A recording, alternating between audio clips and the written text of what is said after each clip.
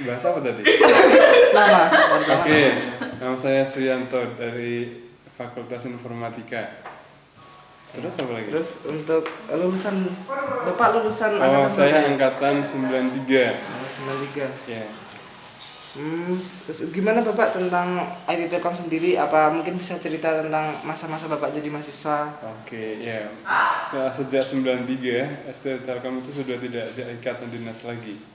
Jadi ketika saya masuk, pas waktu itu ikatan dinas sudah hilang. Jadi saya harus bayar sendiri waktu itu. Kemudian yang menarik itu di informatika itu waktu awal-awal dosennya itu adalah dosen-dosen dari luar, dari ITS misalnya diterbangkan ke sini, kemudian dari IBM. Jadi dosen-dosennya memang kualitasnya tinggi ya. Oh ya, yang Nah, tahun-tahun sejak awal-awal ya, awal. tahun 92, 93. Nah, setelah 94, nah itu udah mulai banyak sekali perubahan. Karena tidak ada ikatan dinas lagi kan saat itu. Kemudian yang menyenangkan adalah ketika mahasiswa itu eh, kegiatan sehari-hari itu begitu bebas waktu itu, sehingga kita sejak SMA yang begitu kuat dari guru ya, sangat kuat tekan apa namanya aturan mainnya. Nah begitu mahasiswa itu apa ya, kehidupannya menjadi sangat berbeda. Kita sudah dianggap sangat dewasa dan menjalankan aktivitas perkuliahan dan sebagainya itu sangat menyenangkan jadinya. Oh, iya. Oh, untuk S1 sendiri di IT Telkom ya Pak? Ya betul. Untuk S1 informatika. selanjutnya untuk meneruskan pendidikan jenjang Oke, pendidikan. iya. Saya lulus tahun 98 Maret. Jadi waktu itu saya lulusan pertama dalam satu kelas, dan waktu itu 4,5 tahun yang paling cepat. 4,5 tahun, 9 semester itu adalah lulusan tercepat saat itu. Saat itu ya. Iya. Sehingga saya wisuda bersama kakak kelas yang senior, dan apa namanya, suasananya sangat berbeda waktu itu. Oke. Kemudian setelah lulus S1, saya langsung gabung ke sini sebagai dosen akhir 98. Jadi sempat apa namanya menunggu sekitar 6 bulan. Kemudian saya bergabung sebagai dosen di fakultas departemen waktu itu namanya, bukan fakultas. Jadi departemen informatika namanya. Saya gabung, dan tahun 2003 saya baru 2004 saya baru melanjutkan S2 di Swedia. Kalian memilih Swedia karena waktu itu wireless communication-nya paling bagus. Yang mereka punya Ericsson ya waktu itu.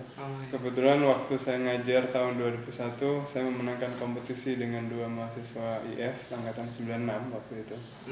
Dan memenangkan kompetisi namanya Utak-atik otak kalau nggak salah. Itu adalah wireless internet application pertama kali di Indonesia waktu itu.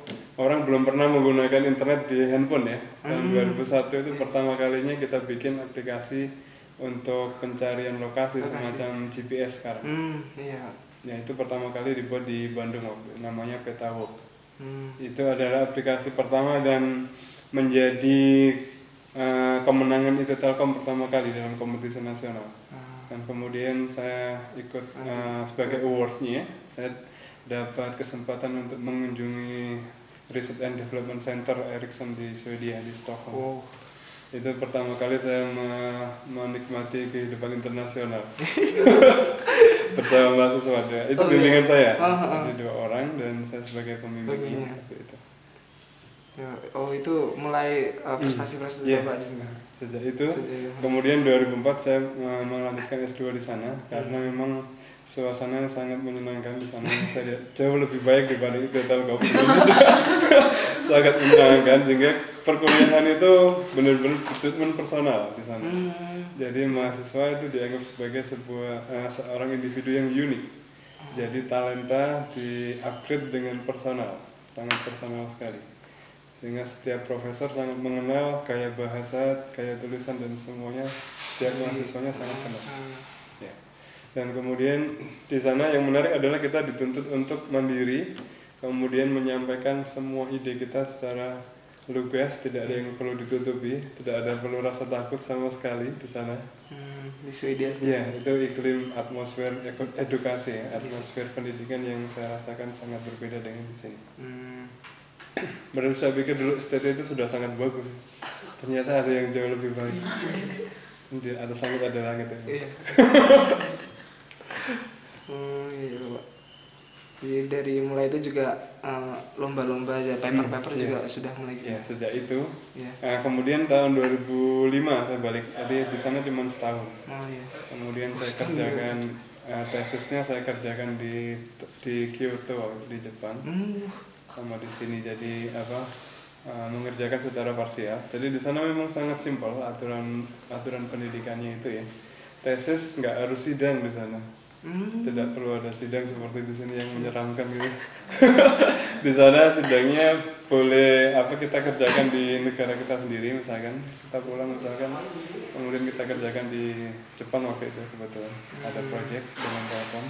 Kemudian setelah selesai saya cuma mengirimkan file PDF gitu ke sana, direvisi, kirim lagi, akhirnya sudah lulus gitu. Nggak perlu ke sana. Nah, kemudian ijazahnya dikirim. Sangat simpel.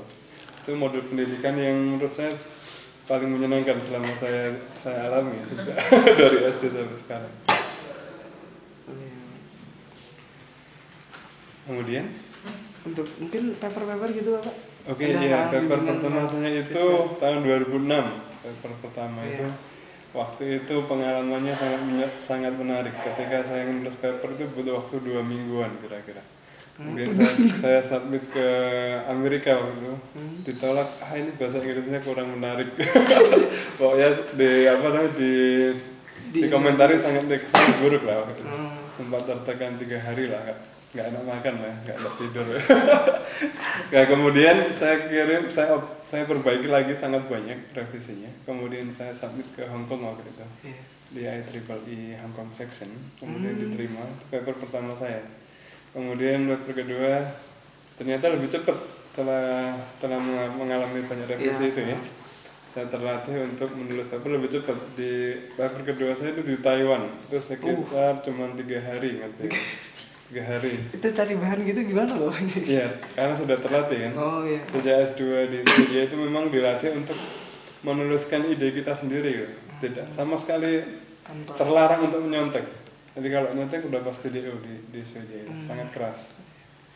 Tapi aturan mainnya sangat simpel. Begitu ada cheating, ada kecurangan, otomatis sangat keras. Nah, kemudian paper berikutnya sih cepat, cuma sehari 2 hari itu selesai.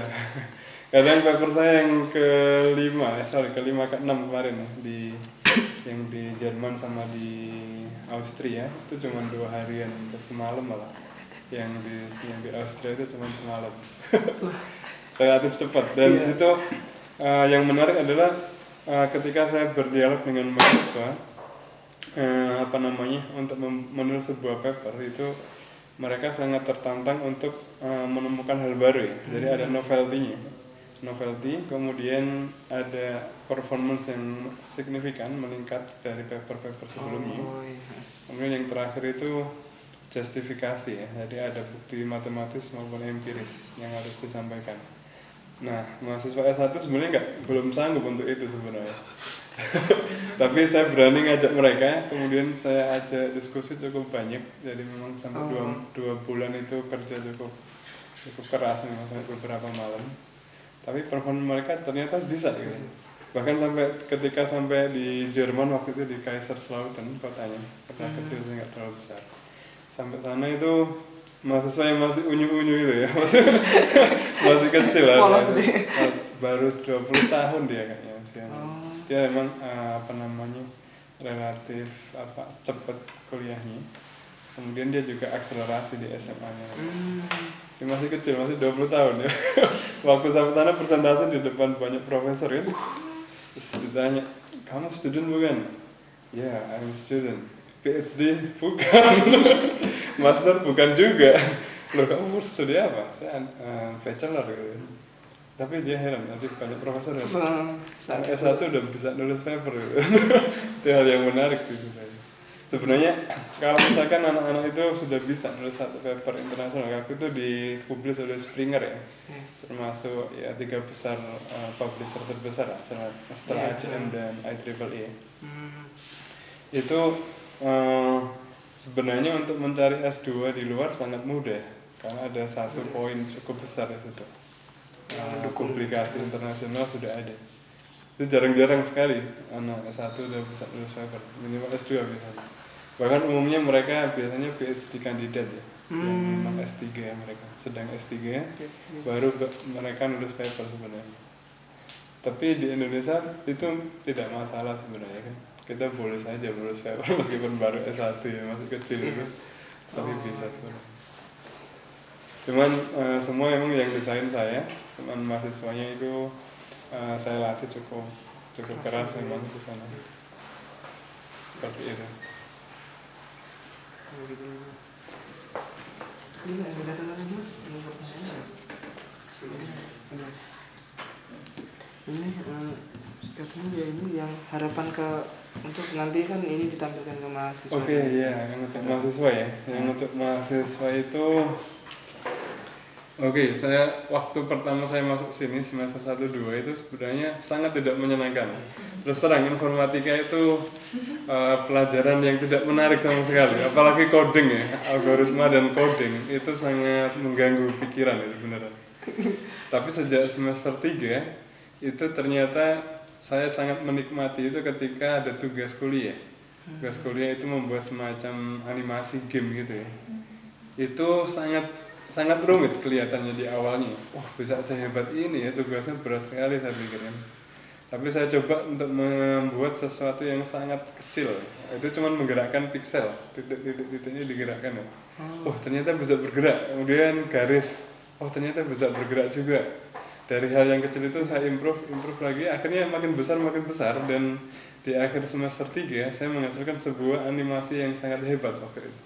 Waktu itu masih pakai Pascal, Windows belum ada, tahun 94 masih sangat terbatas waktu itu ya, kemampuan komputer masih sangat terbatas. Tapi dari tugas itu saya bisa menghasilkan sebuah animasi untuk mensimulasikan cara kerja komputer dari memori, data di fetch, kemudian ditaruh di prosesor dan seterusnya. Itu sampai detail, jadi saya mengerti betul operating system, cara kerja komputer dan sebagainya, saya ngerti betul.